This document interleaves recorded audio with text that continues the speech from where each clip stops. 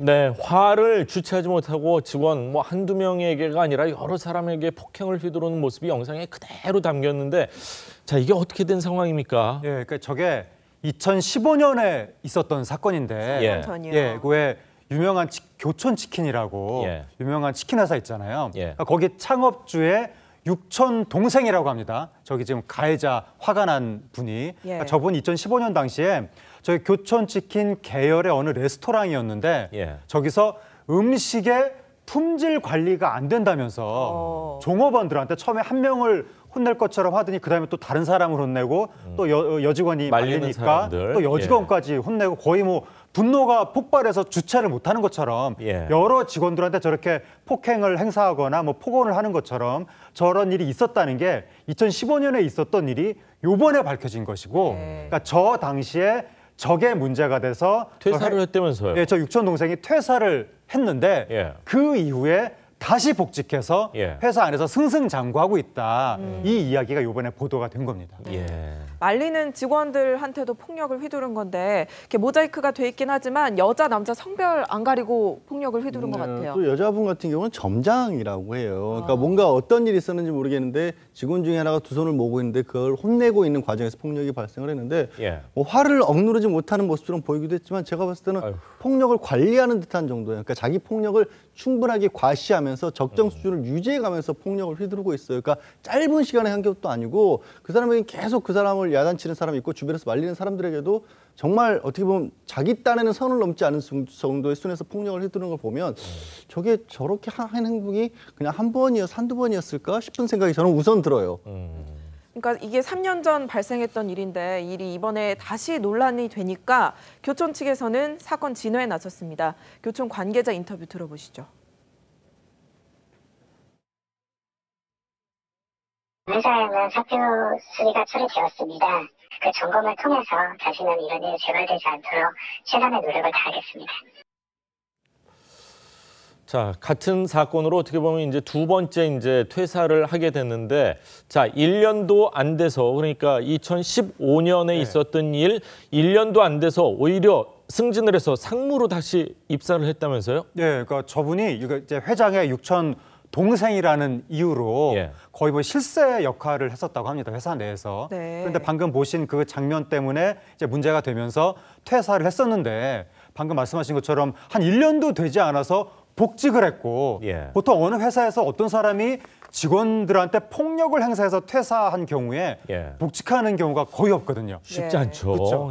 이분 같은 경우에 복직이 됐을 뿐만 아니라 오히려 승진이 돼서 상무가 돼서 복직을 하고 그리고 이 상무도 보통 상무가 아니라 회사 내에서 차후에 이 회사가 어떻게 진행이 될 것인가 이런 신사업 기획을 할 정도로 거의 무슨 기조실장 내지 본부장 이런 식으로 이 복직을 하다 보니까 거의 폭행 사건 이후에도 여전히 실세로 군림했다. 여기에 대해서 기자들이 취재를 했더니 회사 측에서 설명을 하는 것이 자숙의 시간을 갖고 복직했다. 이런 식으로 설명해서 일반 회사원 같으면 이게 자숙이라는 단어가 여기에 적용이 될 수 있느냐. 회장의 친척이기 때문에 여러 가지 특혜를 받고 특권을 누린 것이 아니냐. 이런 의혹이 제기되고 있는 거죠. 아무리 사기업이고 아무리 대표 친척이지만 뭐 이래도 되나 싶은 생각이 들기도 하는데요. 이 회사 내에서는 권 상무가 자숙의 시간을 갖고 복직한 후에 조사 담당자한테 뭐 보복을 했다 이런 얘기도 있어요. 그래서 퇴사를 했다 뭐 이런 지금 소문인데 어떻게 되는 거예요? 그러니까 그런 얘기는 나오고 있는 거예요. 무슨 얘기냐면 자기를 조사했던 담당자를 원래 하던 일하고 아무 상관이 없는 곳에 발령을 했다. 너무 전형적이잖아요, 얘기 자체가. 그리고 저런 일이 한두 번도 아니었고 그 사건과 연루됐던 사람들에게 많이 불이익을 줘서 저 사람 때문에 그만둔 사람도 한 사람이 아니다. 근데 물론 회사에서는 근거 없는 얘기라고 합니다만 문제는 뭐냐면요. 이런 소문이 도는 분위기 자체가 만들어져 버린다는 거죠. 아, 저 사람이 지금 회사의 회장하고 특별한 인척관계이기 때문에, 친척이기 때문에 무슨 일을 해도 상관이 없구나. 그럼 직원들은 일을 하고 싶은 생각이 들까요? 글자 그대로 마지못해 다니는 꼴이 되는 거지. 회사에 대한 어떤 뭐 애사심이 됐든 회사가 내가 정말 열심히 일을 해야 될 곳이라든가 직장이다 이런 생각이 들까요? 그게 문제라는 거죠. 그렇군요. 근데 뭐 교촌 측에서는 뭐 이 그 사건을 담당했었던 담당자가 뭐 퇴사하거나 그런 사실이 없다 이렇게 밝히고 있는데 그거에 대해서는 또 한번 검증이 들어가야 되지 않을까 하는 생각도 드는데 자, 사실상 2인자나 다름없는 위치에 있었기 때문에 재입사가 가능하지 않았을까요? 그러니까 이제 그런 어떤 특수한 위치에 있었기 때문에 회사 내에서 단순한 육촌 동생이 아니라 뭐 황태자였다. 이런 식으로 불렸다는 거예요. 이 창업주 회장한테 아들이 없고 그리고 딸이 있는데 딸도 회사에 근무하다가 퇴사를 했다고 합니다. 그리고 이 회사 내에 회장의 친인척이 유일하게 육촌 동생만 있었다. 오너 일가네요. 그러니까. 오너 일가고 거의 아들이나 다름없는. 아니 그럼 이번에도 퇴사해도 다시 재입사할 수도 있는 거잖아요. 그러니까 그런 특수한 위상이다 보니까 우리나라 기업 문화에 비추어 봤을 때 이번에 또 여론이 시끄러워지니까 일단 퇴사한 다음에 소나기는 일단 피하고 조용해지면 돌아오자 뭐 이런 식의 행태를 보일 수도 있는 것이 아니냐 이런 우려를 하는 거죠. 그렇군요. 지금 보시는 화면은 3년 반 전쯤의 화면이긴 하지만 재입사를 하고 최근에 불거진 건데 저도 사실은 교촌치킨을 굉장히 좋아하는 사람 입장에서 저 기사를 딱 보고 집사람한테 딱 한마디 들었어요. 앞으로는 시키지 마. 결국에는 피해를 보는 거는 이 가맹점주들 아닌가. 이분들 잘은 모르지만 어제 뭐 오늘 매출이 뚝 떨어지지 않았을까 하는 생각이 듭니다. 그러니까요. 그 비근한 예로 뭐 미스터 피자라든가 호식이 2마리 치킨 이런 데들이 오너 리스크가 발생을 했었잖아요. 호식이 치킨 같은 경우도 많이 떨어질 땐 40%가량 떨어졌다고 해요. 매출이. 우리가 뭐 제주는 곰이 뭐 넘고 뭐 돈은 누가 가져간다 그런 얘기도 있는데 왕서방 얘기하죠. 프랜차이즈 이런 데 가맹점들의 문제가 잘 될 때는 오너 일가들이 많이 부를 축적을 해요. 밑에서 고생을 해서. 근데 이런 문제를 덜컥 벌으면 또 고생하게 되는 건 결국 가맹점주들인 거예요. 맞습니다. 그러니까 이게 인질이 돼버린 셈이죠. 어느 순간은 소비자들도 혼란스러워요. 아, 이런 걸 보면 분명히 뭔가 좀 혼내줘야 될 것 같은데. 그렇죠. 훌륭운동 하자니 당장 우리 동네 같이 사는 주민이 이게 지금 생기가 힘들어지는 그런 상황이 돼버린단 말이에요. 이런 부분을 어떻게 해결할 수 있을지 매번 얘기가 나오지만 매번 똑같은 문제가 반복되고 있는 거예요. 그렇군요. 최근에도 이렇게 닭값이 조금씩 오른 걸로 저는 기억을 하고 있는데 그거에 따른 이제 가맹점주들의 피해가 없게끔 본사 차원에서는 관리 감독을 좀 엄격하게 해야 되지 않을까 이런 생각이 듭니다. 자, 다음 이야기를 좀 하겠습니다. 참 무거운 이야기인데요. 자신의 전처를 참혹하게 살해한 40대 남성 김모 씨가 결국 구속이 됐습니다. 어제 구속영장 실질 심사를 받기 위해서 법원에 출석한 김 씨. 기자들의 질문이 쏟아졌는데 어떤 이야기를 했을까요? 한번 보시죠. 잔혹한 범행을 저지른 이유가 무엇입니까? 차량에 GPS 설치하신 거 맞으세요? 딸들이 엄벌을 촉구한 청와대 청원 올렸는데 한마디 해주시죠. 그 정신과 치료 받으셨습니까? 그 딸들을 평소에 폭행하고 가족들한테 했다는데 딸들이 있는가요? 안에서 어떤 내용 진술하셨어요? 계획범행 인정하세요? 아파트 주차장을 왜 미리 찾아갔나요? 하나씩만 해주세요. 범행 뉘우치고 있습니까? 자, 지금 들으신 것처럼 많은 질문 기자들이 하고 있지만 김 씨 묵묵부답 범행을 뉘우치고 있다고는 합니다. 그런데 직접 말하지 않고 변호사가 대신 말을 했는데 자, 그래도 이렇게 한마디 반성의 기미를 보이는 것이 예의 아닐까 하는 생각도 드는데요. 어떻게 보시는지요? 그렇죠. 근데 변호인은 저렇게 당연히 변호인이니까 저렇게 얘기를 할 수밖에 없는데 과연 정말로 피의자가 지금 상황에서 반성을 하고 있을까요? 왜냐하면 지금 일단 저 범행 직후에 본인은 술하고 수면제 같은 거 먹고 약간 좀 극단적인 선택을 한 것으로도 좀 살려고도 했던 것으로 좀 보여서 뭔가 어떤 상황을 수습하기 어려운 상황일 것도 같고, 두 번째는요. 사실은 저는 이 부분에 더 무게가 실리는데 굉장히 치밀하게 아내를 오랜 시간 괴롭혀온 것때 결국에 계획적으로 이게 살해를 한 거 아니겠어요? 저 사람은 지금 자기 목표를 달성한 거예요. 그럼 거기서 가서 반성하십니까? 물어보는 기자에 대해서 아마 왜 내가 반성을 해야 되지 아마 반문하고 있었을지도 몰라요. 그럴 수도 있겠군요. 피해자 딸들의 주장도 같습니다. 아버지가 이미 3년 전부터 이혼 직후부터 살인 계획을 해서 이번에 달성을 했다는 주장인데요. 잠시 들어보시죠. 이혼 후부터 정말 차근차근 준비했던 정말 계획성 범죄였고요. 정말 그만큼 무서운 사람이고 정말 치밀한 사람이다라는, 숨어있다가 엄마가 나가는 거 보고 뒤를 이렇게 따라가는 영상을 봤어요. 엄마의 동선을 이미 다 파악을 했구나. 어디서 정말 꼬리가 밟혀서 이렇게까지 상황이 된다라는 생각이 들고. 네, 자신의 아버지에 대해 저렇게 말할 수밖에 없는 딸들의 심정도 참 오죽할까 싶어요. 그런데 안타깝습니다. 실제로도 계획 범죄였다 이런 증거들이 좀 나왔나요? 그러니까 그런 정황들이 있는데 일단 그 딸들이 하는 이야기가 아버지가 평소에 나는 너무 똑똑해서 무섭다 이런 얘기를 했다는 거예요. 무슨 말이에요? 그러니까 한순간에 막 분이 차올라서 막 비이성적인 행동을 하고, 그게 아니라 사전에 어떤 일을 할 때는 치밀하게 계획을 하고 뭔가 목표를 완수하는 그런 성격인 것이 아니냐. 근데 그것을 뒷받침하는 좀 정황들이, 그러니까 이 남성이 전 부인의 차에 GPS 장치를 설치해서 위치를 파악을 했답니다. 이건 영화에서나 나오는 얘기 아닌가요? 그렇죠. 영화, 드라마 이런 데서나 나오는 이야기고 일반인이 이렇게까지 생각하다는 거 쉽지 않은데. 그리고 범행을 할 당시에는 전 부인이 혹시 자기를 알아볼까 봐 가발을 쓰고 접근을 했다고 합니다.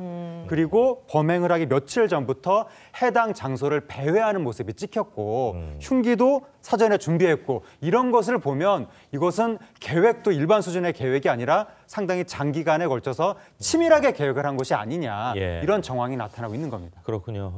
따님의 인터뷰를 들었지만 자신의 아버지에게 무서운 사람이다 이런 표현을 할 정도로 어떻게 보면 딸 셋과 부인 입장에서는 굉장히 정신적으로 많이 피폐해 있는 상황이 아닌가 이렇게까지 드는데, 거의 도망자 신세였다면서요. 그러니까 이게 죄를 지은 사람이 누구고 누가 쫓겨는지를 모를 정도예요. 맞습니다. 이게 어떠냐면 이게 2, 3월 6번을 다녔는데 그것도 그냥 이동한 게 아니라 지방에 갔다 서울에 갔다가 휴대폰 전화번호를 10번을 바꾸고 이름까지 바꿨다고 합니다. 따돌리기 위해서 남편을. 그런데도 불구하고 저렇게 쫓아다녔다는 것이고요.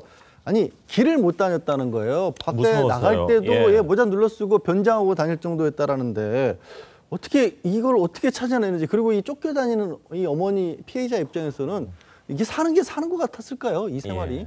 왜 21세기 대한민국에서 이런 일이 벌어질 수 있다는 게 참 답답합니다. 그렇군요. 진짜. 많은 어르신들이 법보다 주먹이 가깝다 이런 얘기를 하는데, 그런 상황이 지금 대한민국 21세기에서 벌어지고 있다는 게 참 안타깝습니다. 바로 2년 전에 끔찍한 살해 협박이 실제로 자행되기도 했다, 이런 증언도 나왔는데요. 피해자 딸의 목소리 다시 한번 들어보시죠. 네, 2년 전에 1월 1일에 아빠가 동생의 뒤를 밟아서 엄마를 찾아갔어요. 그 엄마의 거주지를 찾아가서 테이프 밧줄을 들고 가서 들이밀면서 협박을 했다고 해요. 이제 위협을 했다고 해요. 엄마가 생전 살아계실 때 그래왔듯이 저희도 계속 불안에 떨면서 살아야 하기 때문에 약간 그런 피해를 막고자 청원을 올리게 되었습니다. 네, 이 따님이 아버지를 사형시켜달라 이렇게 청원을 올렸었죠. 그런데 어쨌든 이혼을 했고 세 딸의 아버지고, 그런데도 이렇게 협박까지 하고 결국 살해까지 한 이유가 있었을까요? 그러니까 이게 이 가족 내에 어떤 일이 있었는지는 우리가 구체적으로 알지 못하지만 이런 유형의 사건에서 일반적으로 우리가 보면 보통 이런 그 가해 행위를 하는 사람들이 뭐 사랑이라든가 부부관계라든가 이런 관계에 대해서 왜곡된 심리를 가지고 있을 때가 많아서 그러니까 왜 부부나 뭐 사랑하는 연인 관계라고 하면 동반자 관계잖아요. 근데 이제 이런 유형의 가해자들 같은 경우에는 이걸 동반자라고 생각을 하는 것이 아니라 나의 소유물이라고 생각을 하는 경향이 있고 그래서 내가 너를 소유하니까 나의 어떤 권력 같은 거 이것을 과시하고 확인하는 방식으로 폭력을 선택하는 경우가 왕왕 있는 겁니다. 또 다른 경우는 사회적으로 내가 좀 자존감이 하락하고 좀 원하지 않는 여러 가지 일들이 있는데 그것에 대한 분노라든가 안 좋은 심정을 자기 부인한테 투사해서 부인한테 폭행을 가하는 방식으로 대리만족이나 좀 보상을 받으려고 하는 이런 왜곡된 심리가 있는데 그런데 부인이 이혼하자, 난 당신하고 헤어지겠다 이러면 아니 사회에서도 내가 인정을 못 받았는데 당신까지도 나를 버린단 말이냐? 도저히 용납할 수 없다. 이러면서 결국 당신이 나를 버리느니 내가 당신을 해치고 말겠다. 이런 심리를 가지는 경우가 있습니다. 그렇군요. 자, 이렇게 오랜 세월 폭력과 협박이 자행됐는데 우리가 많이 이제 생각할 수 있는 게 경찰이나 뭐 사법부, 법원으로부터 어떤 개인이 보호받는다는 게 지금 현재 대한민국에서 좀 어려운 상황입니까? 보호 수위가 너무 낮은 거예요. 그러니까 보호 지금, 수위가요? 왜냐하면 20년 넘게 계속 반복되었잖아요. 근데 뭐가 문제가 생기냐면 처음에 한두 번 있었을 때마다 가정폭력이라는 이유로 적극적으로 개입을 안 했고 20년 전이면 지금보다도 가정폭력에 대한 인식이 좀 많이 떨어질 때지 않습니까? 그렇겠죠. 그러다 보면 피해를 담당하는 입장에서는 아 이게 경찰에 신고해도 소용이 없구나. 한번 경찰에 출동해서 왔는데 처벌 강력하게 받아요? 몇 년이라도 떨어져 있어요? 아니요, 이 정도는 금방 풀려납니다. 그럼 차라리 하지 말아주세요. 왜? 그렇게 바로 돌아오게 되면 더 가혹한 폭행이 이어질 거니까. 그게 반복이 되다 보니까 어디에 호소할 데가 없는 거죠. 접근금지 가처분 해놨다고 하지만 접근금지 가처분요 50만 원, 100만 원 과태료만 내면 끝입니다. 사람을 죽일 사람 마음을 먹고 있는 사람에게 그게 무슨 장애가 되겠습니까? 그렇네요. 그러니까 일단 분리해놓고 면밀하게 심리 상태를 관찰을 해서 도저히 어떻게 보면 이 사람은 떨어뜨리는 게 맞다라고 한다면 다른 조치를 조금 더 강력하게 하는 방법으로 바꿔야 하는데 계속 수태 얘기가 나오고 이 가정폭력 사건 끔찍한 일 벌어질 때마다 얘기가 나와도 아직까지도 미진합니다. 이게. 결국 직접적인 가해가 없었다 이런 이유로 풀려나서 어머니의 죽음으로 그 끈질긴 인연이 연을 맺게 됐는데요. 현재 세 자녀는 피해자인 아버지가 심신미약으로 풀려날 걸 두려워하고 있다고 합니다. 이 심신미약 저희가 PC방 아르바이트생 김성수 살인 사건에서 계속 얘기를 했는데 이번에 이 단어가 또 나왔습니다. 어떤 심경인지 잠시 들어보시죠. 발견 당시에 술이 됐든 약이 됐든 뭔가에 취해 있었다라고 하기 때문에 이혼 후에도 지속적으로는 아니더라도 이제 정신병원에 가서 진료를 받았던 그런 정황을 알고 있기 때문에요. 그쪽으로 한번 빠져나가려고 생각을 하지 않을까라는 생각을 하기 때문에 자, 엄마를 먼저 보내고 또 아빠에 대한 저런 이야기를 하는 딸들의 마음이 어떨까 참 가슴이 아픕니다. 자, 이번 사건 대검찰청 국정감사에서도 언급이 됐습니다. 문무일 검찰총장 이번 사안을 계기로 접근 금지 범위에 대해서 점검을 하겠다 이런 입장을 밝혔는데 한번 들어보시죠. 이 사안을 계기로 접근 금지 사유를 좀 더 넓게 볼 수 있고 좀 구체적으로 좀 더 세밀하게 통제할 수 있는 그런 제도를 한번 연구를 더 하도록 하겠습니다. 네, 가정폭력으로부터 두려워하고 있는 많은 분들로부터 정말 실효성 있는 조치가 나왔다 이런 얘기 듣기를 기대해 보겠습니다. 네. 자, 다음 이야기를 좀 하겠습니다. TV조선 마이웨이에서요 배우 김수미 씨가 여배우로 거듭나기까지의 다양한 이야기를 담았습니다. 김수미 씨 요리 장인으로 제2의 인생을 살고 있는데 사실 과거 전원일기 일용 엄마로 유명하지 않습니까? 그렇죠. 네, 일용 엄니 그 역할로 영화에도 많이 출연하셨고요. 그러니까 이 김수미 씨가 29살에 일용 엄니 역할을 20대 때 할머니 역할을 해가지고 20대 때부터 평생 할머니 캐릭터로 본의 아니게 살아오게 된 건데 그러니까 29살에 할머니 역할을 하니까 사람들이 좀 말도 안 된다고 생각한 거죠. 당시에도. 본인은 좀 속상했겠어요. 본인도 사실 뭐 그렇게 좋은 심정은 아니었을 것 같고 그러니까 이게 가능한 일이 아니다. 그 당시에도 그렇게 사람들이 생각을 했기 때문에 중요한 배역이었으면은 그렇게 무리하게 캐스팅을 안 했을 텐데 거의 대사 자체가 없는 그냥 조연인데 거의 단역에 가까운 조연 그런 식이다 보니까 아마 뭐 잠깐 나오는 거니까 분장하면 되지 않겠느냐 이렇게 이제 캐스팅을 한 것 같고 그래서 첫 회에 대사가 딱 한마디밖에 없었답니다. 뭐요? 그러니까 뭐 해가 중천에 떴으니 일어나라 뭐 이런 식의 평범한 대사였다고 하는데 근데 그거를 아마 제작진도 그렇게 기대를 안 했던 것 같은데 그